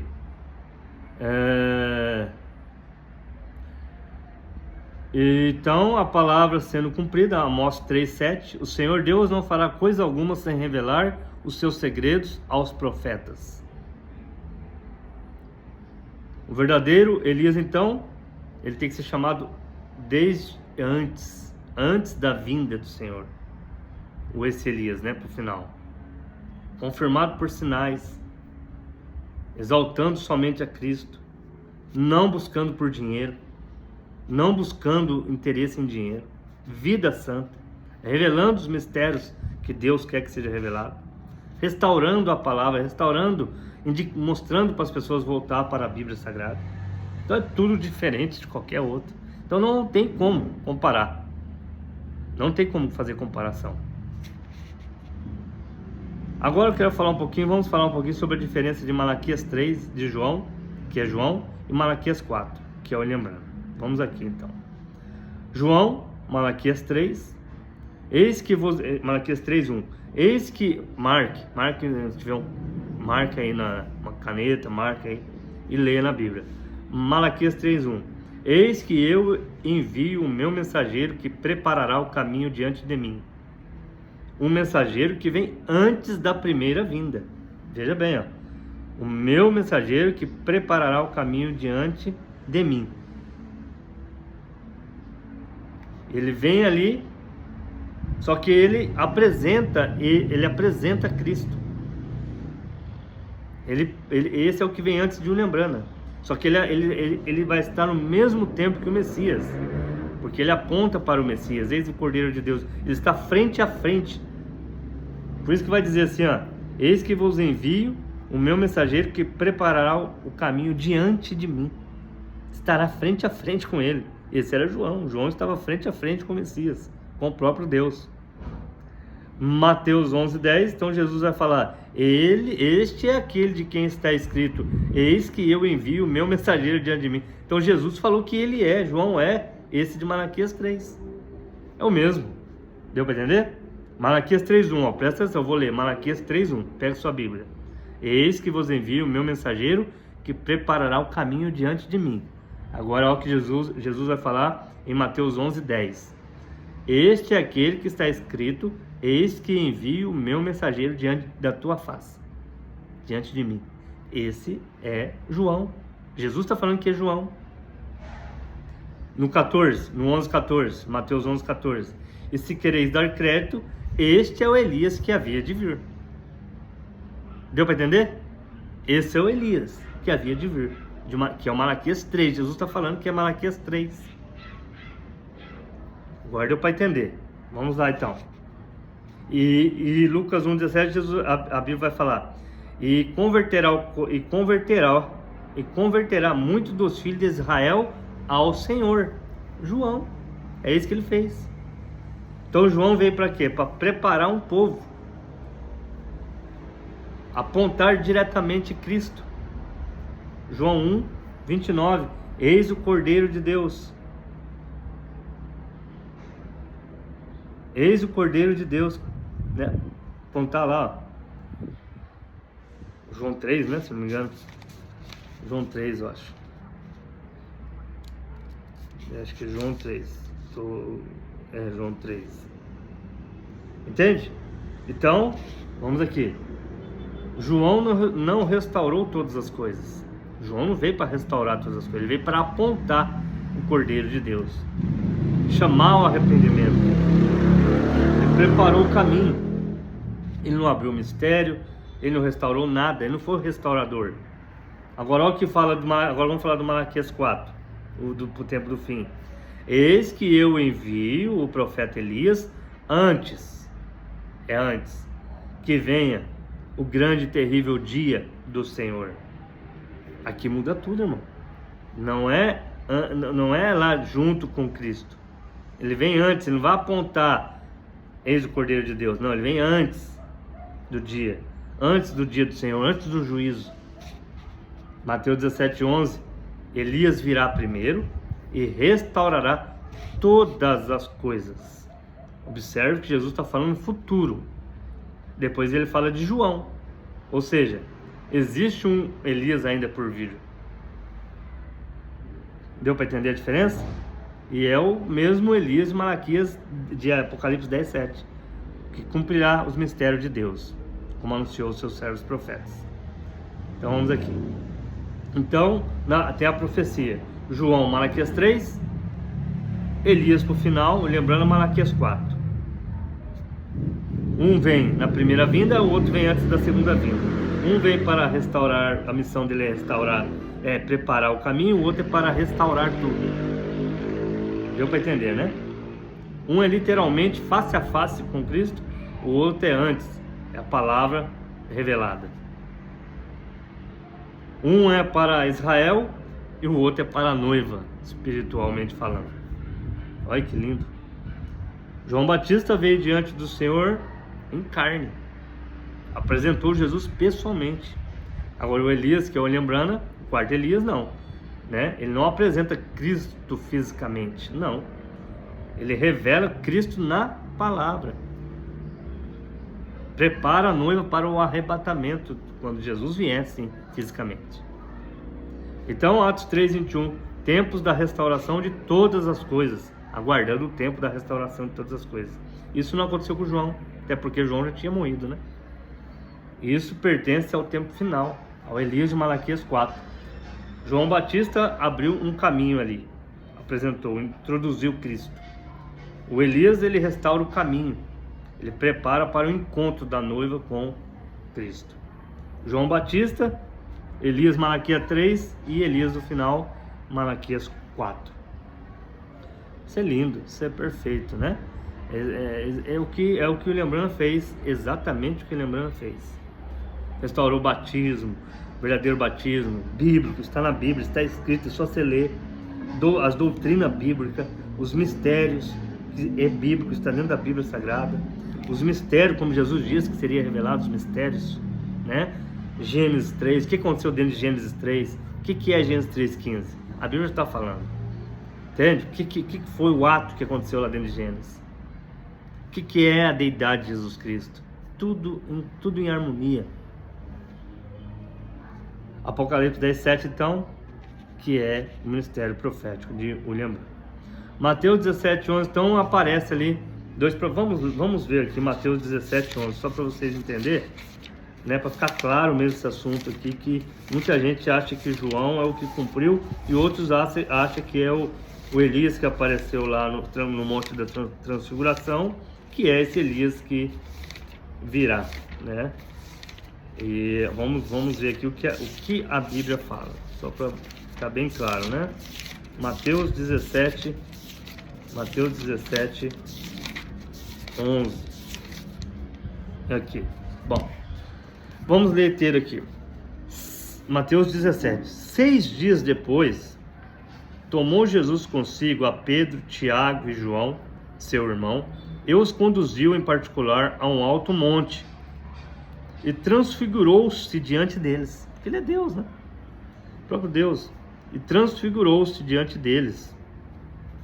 E o seu rosto resplandeceu como o sol, e as suas vestes se tornaram brancas como a luz. Imagina? E eis que apareceram ali então Moisés e Elias. Presta atenção nisso. Falando com eles. Elias e Moisés falando, normal. E eis que lhe apareceram Moisés e Elias falando com ele. E Pedro, tomando a palavra, disse a Jesus: Senhor, bom é estarmos aqui. Ficou alegre, filho. Imagina, você vê uma cena dessa, né? Se queres, façamos aqui 3 cabanas, uma para ti, uma para Moisés e uma para Elias. Estando ele ainda a falar, eis que uma nuvem luminosa os cobriu.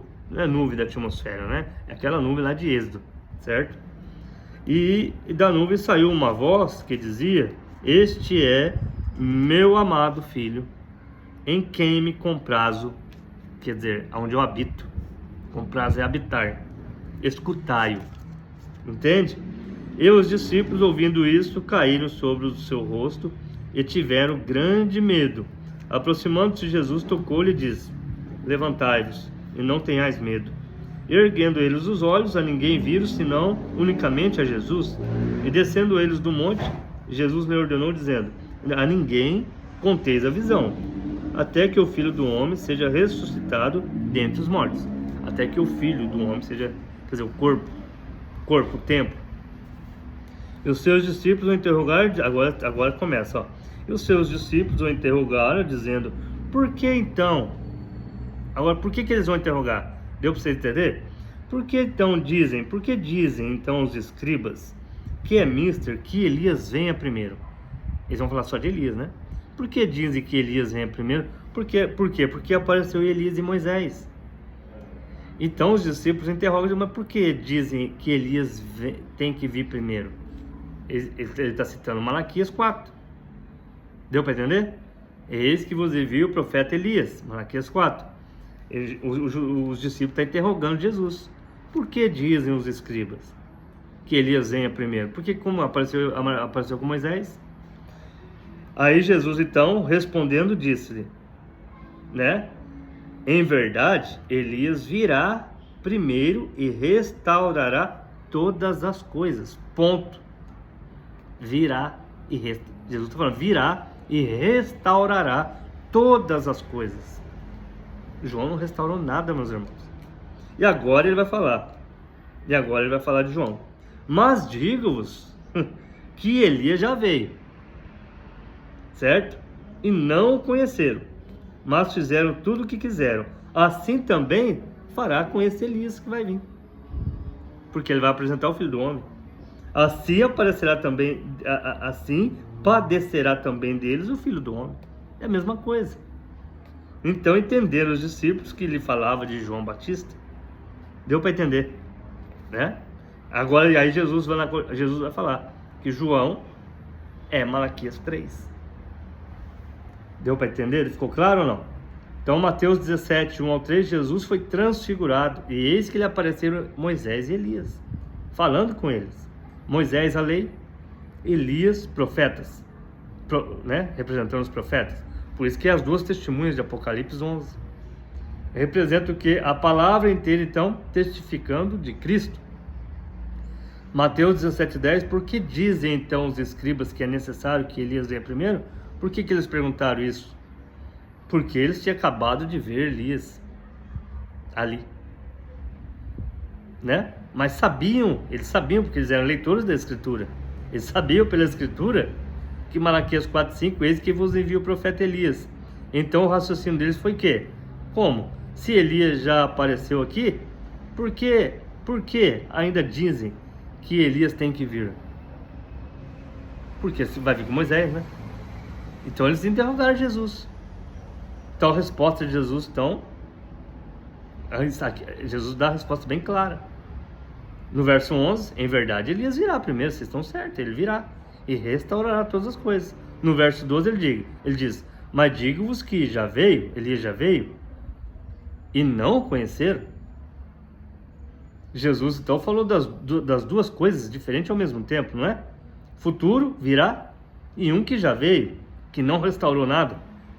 Deu para entender? Ele só apresentou diante da face do Senhor, Malaquias 3. Que perfeição. Então Elias já veio, passado. Aqui ele fala de João. Elias que virá para restaurar todas as coisas, esse é William Branham. Então tinha que ser o futuro. Deu para entender? Então a fala de Jesus é bem clara.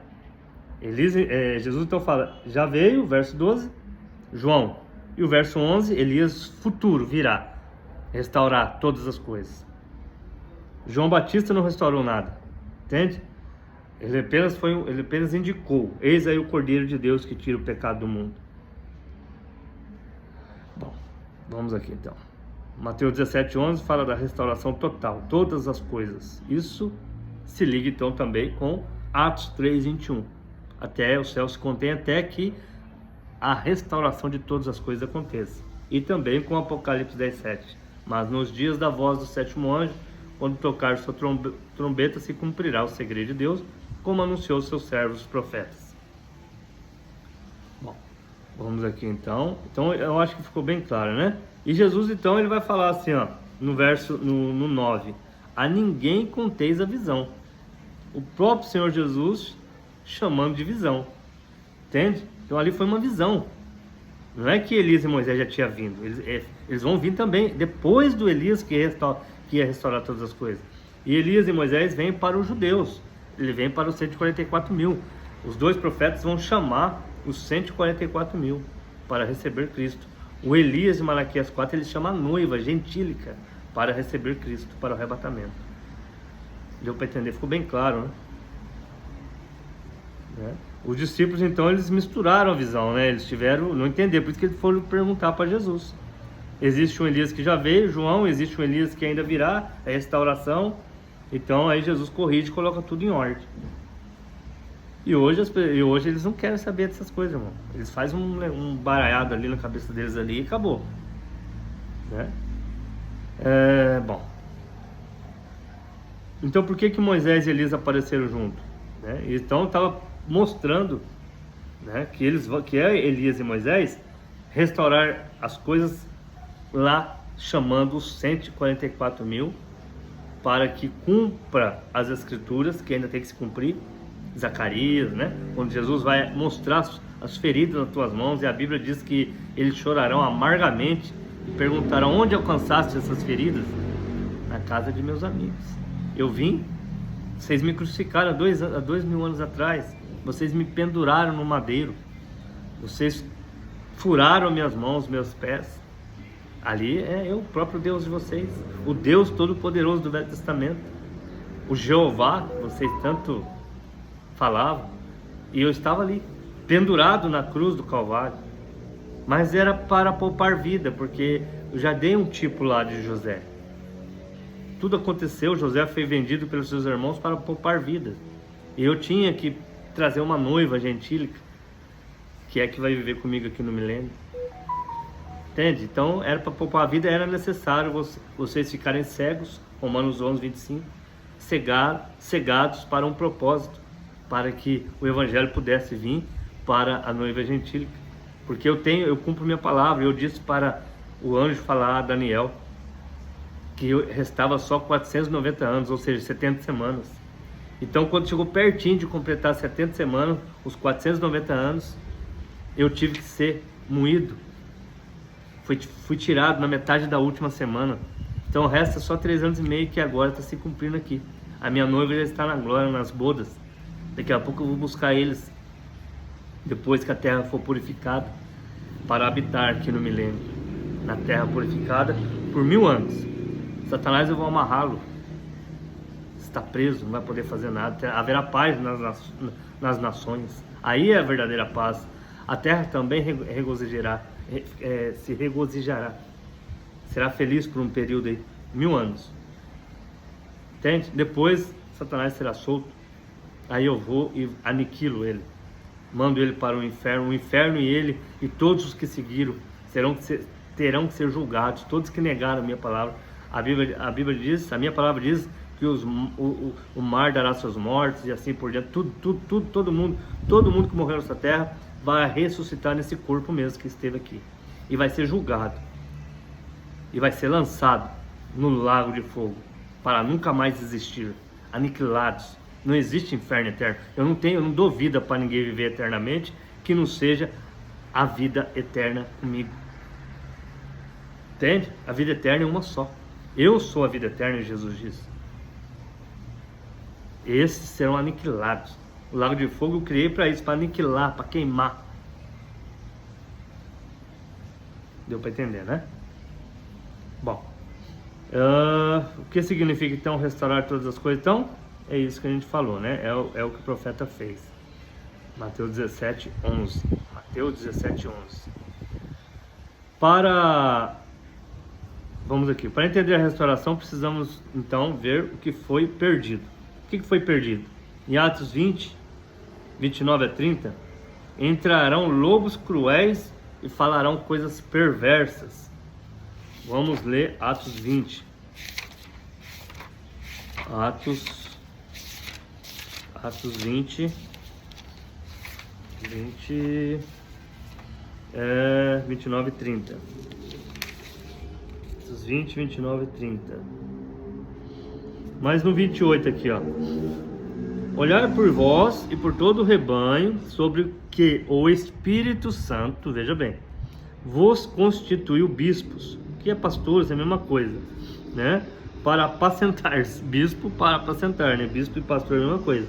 A igreja de Deus, que quem? O Espírito Santo, resgatou com seu próprio sangue. O Espírito Santo tem sangue? Tem, né? Ele gerou um sangue, ele gerou um corpo. E no que nela está gerado é do Espírito Santo. O Espírito Santo gerou um corpo para ele habitar. E colocou o nome de Jesus.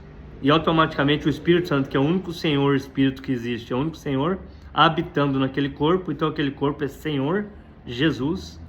E a unção é Cristo. Senhor Jesus Cristo. Quando ele nasceu, não foi colocado o nome dele de Senhor Jesus Cristo. Certo? Só depois. Não é verdade? Quando nasceu, o seu nome será chamado Jesus. Porque Jesus é o nome do corpo, filho.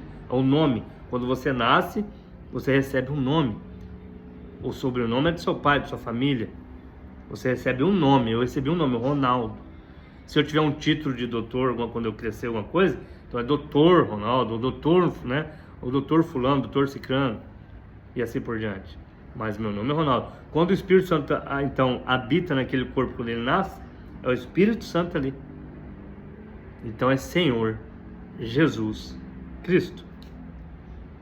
Após o batismo, então ele cumpre esse ministério de ungido. Tudo é ministro. Deu para entender a perfeição que é? Então, que ele resgatou com o seu próprio sangue, porque eu sei que isto que depois da minha partida, entrarão no meio de vós lobos cruéis, que não pouparão o rebanho, e que dentre vós mesmos, homens que saíram de dentro mesmo, se levantarão homens que falarão coisas perversas para atraírem após si discípulos. Portanto, vigiai e lembrai-vos de que durante 3 anos não cessei, noite e dia, de admoestar com lágrimas a cada um de vós. Deu para entender, né? Coisa linda, né? Então, segundo Tessalonicenses 2:3, virá apostasia.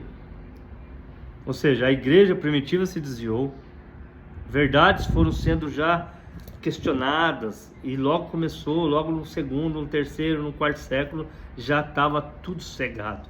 O espírito do Nicolaíta, esse espírito cegando as pessoas, já não conseguindo crer na verdade. Então as verdades foram sendo manipuladas, misturadas com paganismo. E assim, interpretações, as escolas teológicas começaram ali no segundo século, Alexandria, né, e outras ali que surgiram ali no primeiro século. Entende? Então essas escolas ali já começou a formar esses filósofos misturados com religião, e deu no que deu ali em Nicéia, e Nicéia em diante. Aí então misturaram a doutrina, certo? Chegou Nicéia, chegou Teodósio, até que chegou Calcedônia, e aí a coisa, aí veio só as eras da igreja aí mesmo, a era negra aí da igreja. Então precisava do restaurador final aí. Gálatas 1:8, se alguém vos anunciar outro evangelho, seja anátema. E eles começaram a anunciar outro evangelho logo após a partida dos apóstolos. E esse mensageiro, então, a restauração de tudo seria feito pelo último mensageiro. Voltar ao evangelho puro, voltar sem acréscimo humano. Voltar o que? O batismo, Atos 2:38. Arrependei-vos cada um de vós, seja batizado em nome de nosso Senhor Jesus Cristo, para perdão dos pecados, e recebereis o dom do Espírito Santo, porque a promessa vos diz respeito a vós, judeu, a vossos filhos, a vós que está longe, os samaritanos, e a todos quanto Deus nosso Senhor chamar gentios. E está aí, o evangelho está aí para os gentios, para os judeus, todos que se convertem têm que receber esse nome, porque é ali que Deus estava habitando, é naquele tabernáculo, entende? É naquele tabernáculo que Deus estava. Esse é o nome de Deus. O Espírito Santo é real. Atos 2:4, todos foram cheios do Espírito Santo, seu poder, sua virtude.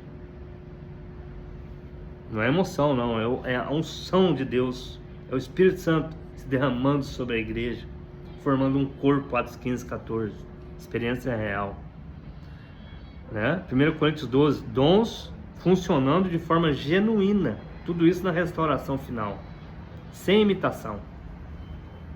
Ordem da igreja, quando a palavra é preeminência, entende? Nada pode interromper a palavra de Deus. Faça tudo com decência e ordem. Tudo isso foi restaurado. Voltar ao padrão bíblico. Santidade. Hebreus 12:14, sem santificação ninguém verá o Senhor. E eles estão ensinando isso? Seja honesto. Eles estão ensinando isso nas igrejas?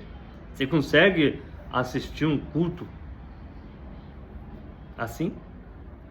Mostrando, apontando a ferida, apontando o pecado? Não, muito difícil. Hoje é muito difícil. Você vê algo meio por cima aí, meio... Entende? É vida limpa. E outra, até porque precisa do Espírito Santo também, porque quando a coisa não é verdade, você pode citar isso. Se você está preso no sistema, o Espírito Santo não opera. Porque o que faz uma mulher usar roupa de cristã, na rua, lá fora, é o Espírito Santo. Então não adianta, se você está na doutrina errada, se você está num grupo, num sistema organizado onde o Espírito Santo não trabalha, isso não funcionará, apenas o legalismo. Se tiver um espírito legalista ali, pode até ser, mas o Espírito Santo não vai trabalhar aí. Então essas pessoas lá fora não vai ter força para usar roupa, porque o que faz a pessoa fazer isso é o Espírito Santo. É o Espírito Santo que convence do pecado. Então não adianta você ouvir um pastor que falou pesado na internet, mas ele faz parte de um sistema organizado e não tem peso, porque o Espírito Santo não está nisso. Ele apenas falou pesado. Então você vê como é que a coisa é mais fina do que você pensa. Precisa-se do Espírito Santo, precisa você estar em toda a verdade para o Espírito Santo operar. Então não adianta eu ter meia verdade. Eu fazer uma pregação, mulher não pode cortar o cabelo, não sei o que tem, e você, e as denominações, e fazer tal. Se não tiver dentro de toda a verdade, não vai resolver, o Espírito Santo não vai trabalhar nisso. Então não vai ter efeito nas pessoas. Então precisa se estar em toda a verdade, precisa sair de vez do sistema, desligar de um sistema humano, denominações, organizações, e entrar na palavra de Deus. Então, Efésios 5, 27, né? Identifica como que a noiva é identificada? Igreja sem mácula, gloriosa, sem mancha. Preparar uma noiva pura, universalmente falando. Todo mundo, né? Eles têm o mesmo pensamento. Não existe negócio de cultura. A noiva não tem cultura. A mesma noiva aqui do Brasil tem o mesmo pensamento da noiva dos Estados Unidos, o mesmo pensamento da noiva na Rússia, o mesmo pensamento da noiva na Argentina, o mesmo pensamento da noiva na China, o mesmo pensamento da noiva no Irã, o mesmo pensamento da noiva no qualquer lugar que você imaginar no mundo. Onde tem essa mensagem chamando, eles têm o mesmo pensamento, né? Puro, verdadeiro, doutrina verdadeira, batismo verdadeiro, não importa. Apocalipse 17, então o mistério se cumprirá, como anunciou seus servos os profetas. Esse profeta, ele restaura todas essas coisas, as verdades escondidas.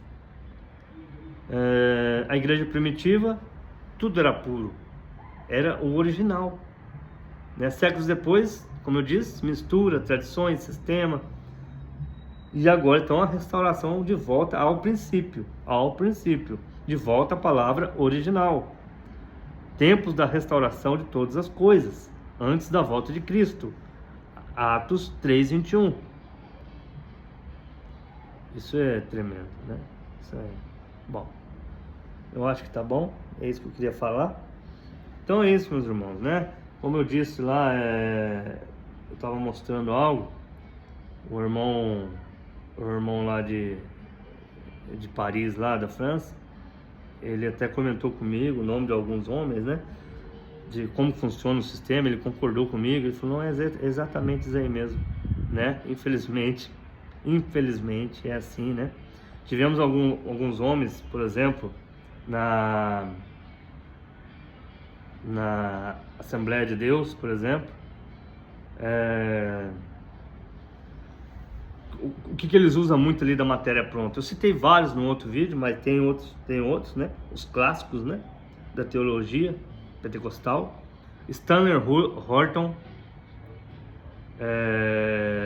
Teologia Sistemática Pentecostal. Donald Gee, sobre os dons espirituais. Meyer Pearman, Conhecendo a Doutrina da Bíblia. Wayne Grudem, não sei como é que fala aqui, muito usado, mesmo sendo pentecostal clássico. Gordon Fee, Espírito Santo e o Novo Testamento. E o que eles fazem então? A Bíblia de Estudo Pentecostal, a CPAD, Bíblia de Estudo Plenitude, Bíblia de aplicação pessoal. Tudo essa Bíblia já vem com suas próprias interpretação pronta. Então eles usam como matéria pronta. É isso que nós estávamos conversando, eu e esse pastor. Então ele falou, mas não tem como mudar, Ronaldo, não tem como mudar, porque isso aqui já é o órgão. Eu falei, eu sei que é, mas eu não estou falando para mudar. Porque o Nombrão não pregou para mudar o sistema. Ele pregou para as pessoas saírem do sistema. Porque você está vendo como é que é sujo o negócio? Então eles fazem, né? Isso não tem o Espírito Santo ali, meu irmão. Não se engane, é uma coisa organizada, uma coisa, é como uma escola, entende? Então é totalmente totalmente diferente da igreja primitiva, que é o nosso exemplo. Então nas igrejas, principalmente nas Assembleias de Deus, eles usam então tudo isso. Revista da Escola Dominical, CPAD. O que é isso? É lições semanais já pronta. É a mesma coisa do catecismo. É a mesma coisa da Igreja Católica. Dá tudo pronto já. Dá tudo pronto. Você só cumpre regras. O professor não precisa desenvolver nada. Já está tudo. Não tem nada profundo mais para eles. Porque eles pegam desses homens aí. E aí aí a diferença é que tem pessoas que têm oratória bonita. Tem pessoas que conseguem encaixar as palavras bonitas, essas pessoas se destacam, como se fosse eles. Como eu disse desse rapazinho aí, até Rodrigues é o sobrenome dele, algo assim, sabe? Ele se acha, ele é soberbo. Ele se acha o invencível. Ele se acha o tal. Não tem um ministério de cura divina, não tenho nada, não tem nada ali de... Nada, eu não consigo olhar para ele e ver nada que tem nas escrituras. Não estou condenando ele, mas estou mostrando que esses espíritos pegam as pessoas. Ele se acha alguém, mas por quê? Porque ele tem uma oratória bonita. Porque ele sabe usar as palavras para enganar as pessoas. Mesmo que ele não tenha esse pensamento de enganar, que eu duvido muito mais, né? Quero pensar que ele não tenha. Mas mesmo assim, ele está enganando e sendo enganado também. Entende? Mas que ele é soberbo, ele é. Você vê na fisionomia dele, na maneira dele falar, nas coisas. Pesquise sobre a vida dele. Você vai ver. Entende? Então, é complicado. Não só ele, quase todos. Tem um senhor também, um moreno, de óculos. Não vou falar o nome dele aqui. Misericórdia, eu andei vendo vários vídeos para ver. É tudo matéria pronta. Não é nada dele, não. Eles fazem um estudo. Eu vi os livros que ele usa. Eu dei uma pesquisada. Ele usa esses livros, é tudo já. E essas pessoas que formaram esse livro lá atrás, eles têm influência freudiana, influência feminista. Por isso que eles têm esse pensamento sobre... Por isso que eles deixam a mulher pregar. Quer movimento mais feminista do que esse? Dentro da igreja? A prova? Não existe prova maior do que abertura para elas pregarem, usurpando o lugar que não é delas dentro da palavra de Deus. Isso é claro espírito feminista lá dentro. Entende? E quando elas desobedecem a Bíblia Sagrada em tudo. Então, não é condenando, não. É mostrando o erro, mostrando para as pessoas acordarem, enxergar. A noiva não é isso, não é isso. Isso eu falo porque eu estou anunciando o Elias, anunciando que Deus enviou o Elias. Deus enviou uma mensagem. E essa mensagem é para chamar um povo. Deus não trabalha com esse monte de sistema organizado, essas escolas com matérias prontas, não. Totalmente contrário à Bíblia. Entende? Postilas de seminários, conteúdos padronizados, baseado em teologia sistemática. Tudo isso aqui confirmado lá pelo... Ele é o pastor dentro desse sistema. Infelizmente. Muitas vezes influenciado por alguns outros autores acadêmicos fora de seus próprios matérias, né? Muitos pregadores, então eles usam esboços prontos já, viu? Livros de sermões. Eles não pregam uma mensagem bíblica, uma mensagem que fale a doutrina bíblica como ela é. Eles vão pegar algo, uma matéria pronta, formulada, interpretada da maneira que eles querem. Eles não querem pregar a Bíblia como ela é. É um conteúdo copiado. Até copiar não tem problema, né? Copiasse a Bíblia Sagrada, fizesse estudo bíblico aqui. Tem problema que seja copiado, tem que ter esboço. Eu creio nisso. Ninguém lembra tudo na cabeça. Eu não lembro tudo. Eu tenho que fazer esboço. Mas faça esboço da verdade. Entenda o que está fazendo. Não por fazer parte de um sistema. Então a pessoa entra na igreja, aprende por essas revistas de pregações, né? Recebe essas experiências falsas, emocionais, passa a repetir os mesmos padrões, cria um ciclo, sistema, ensino pronto, repetição, tradição, tudo esse ciclo. Este povo honra-me com os lábios, mas nega com o coração. O coração está longe de mim. E em vão me adoram, ensinando doutrinas que são preceitos dos homens. Mateus 15.